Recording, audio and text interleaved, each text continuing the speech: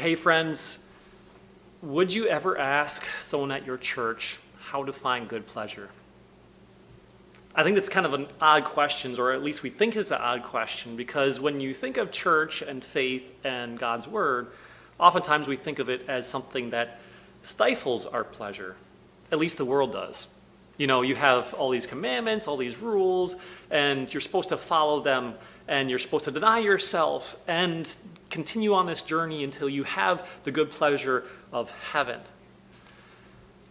But here's the problem. You know, you and I were built for pleasure. If you go all the way back to the beginning of the world, you see God create a wonderful world with beautiful things in it, and then he creates human beings. First, he creates Adam. But he didn't just leave Adam there by himself, and he makes a big deal of this. He says, the man should not be alone. He creates Eve to be a companion with Adam, that the two of them together can have good pleasure. And through that, he gives them children, he gives them a community, he gives them the fun times to play with their children and the interactions that bring them joy and warm their heart. God built the world and us for good pleasure.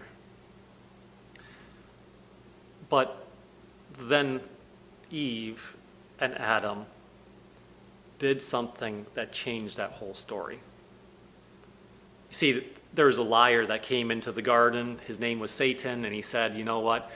Maybe you can be a little bit more like God and the pleasure he has. And he convinced Adam and Eve to take the fruit from that tree, the knowledge of good and evil, and eat it. And rather than following God, you have Adam and Eve who tried to follow their pleasures. And suddenly you have a world corrupt by sin. A world where we could have taken pleasure and found satisfaction now becomes one we can't. Solomon observes this. And as a wise man, and you can maybe call him a scientist, he does this in almost a scientific method way. Listen to Ecclesiastes chapter 2, starting at verse 3. I said to myself, come now, I will test you with pleasure to find out what is good. But that also proved to be meaningless. Laughter, I said, is madness. And what does pleasure accomplish? I tried cheering myself with wine, embracing folly. My mind still guided me with wisdom. I wanted to see what was good for people to do under the heavens during the few days of their lives. Solomon there is really trying to get to the root of pleasure, and he's going out and drinking and doing things that a Christian, a believer, a person of God should not do, and he's testing this to the max. But not just that, he goes on. I undertook great projects. I built houses for myself. I planted vineyards. I made gardens and parks and planted all kinds of fruit trees in them. I made reservoirs to water the groves of flourishing trees. He's surrounding himself with beauty and joy and nature, just to see if he can find what he's looking for in all this. And not just that, he says, I bought male and female slaves, and I had other slaves who were born in my house. I also owned more herds and flocks than anyone in Jerusalem before me. I amassed silver and gold for myself, the treasures of the kings and provinces. I acquired male and female singers and a harem, as well as the delights of man's heart. I became greater by far than anyone in Jerusalem before me. In all this, my wisdom stayed with me. I denied myself nothing my eyes desired. I refused my heart no pleasure. My heart took delight in all my labor, and this was the reward for all my toil. So Solomon's going to come to this conclusion about his observation. He says, yet when I surveyed all the things my hands had done and what I had toiled to achieve, everything was meaningless, a chasing after the wind. Nothing was gained under the sun. It's like something was preventing the pleasure of this world from really giving Solomon what he wanted. After looking back on all of his life, he asked, Is this something that's going to give me satisfaction going forward? And he says it doesn't. No matter how much pleasure, no matter how much I've indulged in my own desires, it means nothing going forward. And that's a problem, because you and I were built for pleasure. And of course, God still gives it to us. He gives us little pleasures here. He gives us, the beauty of sunsets. He gives us the excitement of adventure. He gives us the warmth of companionships. But we can't derive goodness and satisfaction from the world like Adam and Eve could have done before the fall into sin.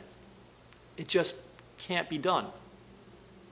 And so we look at a sunset and we think how beautiful it is.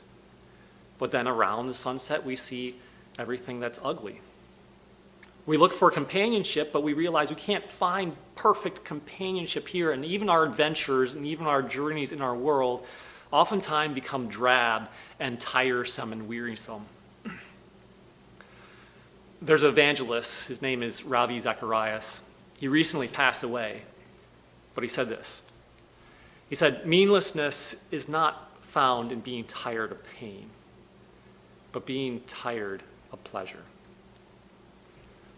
The more and more we try to find satisfaction for ourselves by what we do, the more and more we're going to find it doesn't match up. We were built for pleasure, and the pleasures of this world, they're not going to do it. That's one big reminder that God gives us.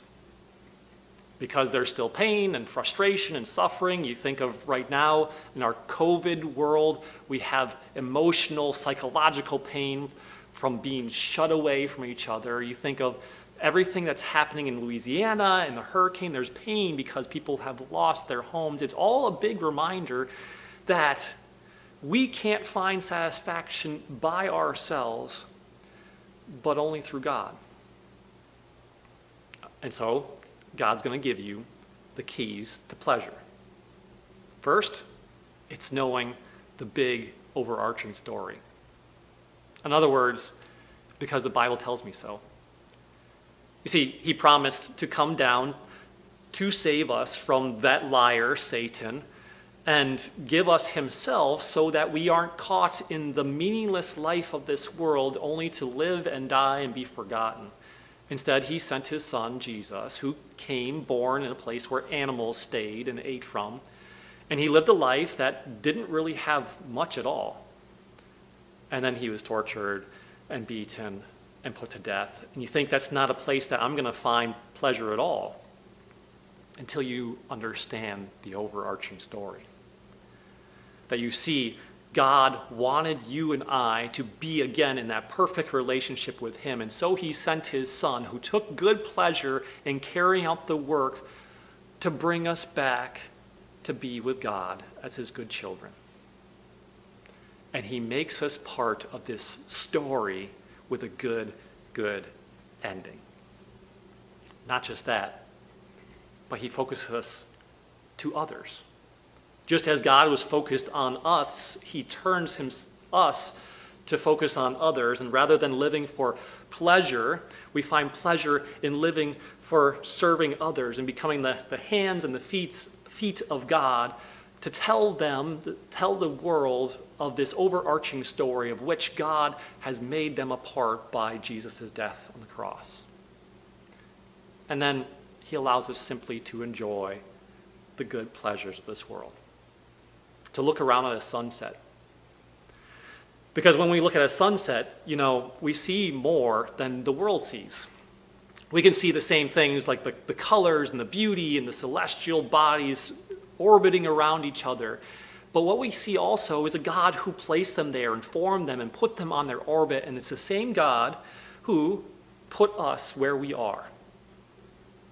We can look for companionship. But when we find it outside of marriage, it's not the same, because God in marriage has given us the highest and most great example of his love for us. A love that is committed to you no matter what. He finds pleasure in serving and bringing joy to you. And then when we look around at our children, we not only see children that bring us joy, but children that bring God joy because of what Jesus has done for them. Would you ever go to your church and ask, how might I find more pleasure in this world? I think you should. Because your church and hopefully your pastor is going to point you to a God who loves you above all things. And he says to you, love your God more than anything. And then he's going to point you to the people around you. Say, you know what God has done? He has made you the hands and the feet to go to these people, to share the good pleasure that I have given. A good story. One where we don't pursue after pleasure or even flee from pain, but one where we understand God uses all that to give us a very good ending. I'm Pastor John. This is Crown Life Church. We would love for you to join us. Until you do, God's peace be with you.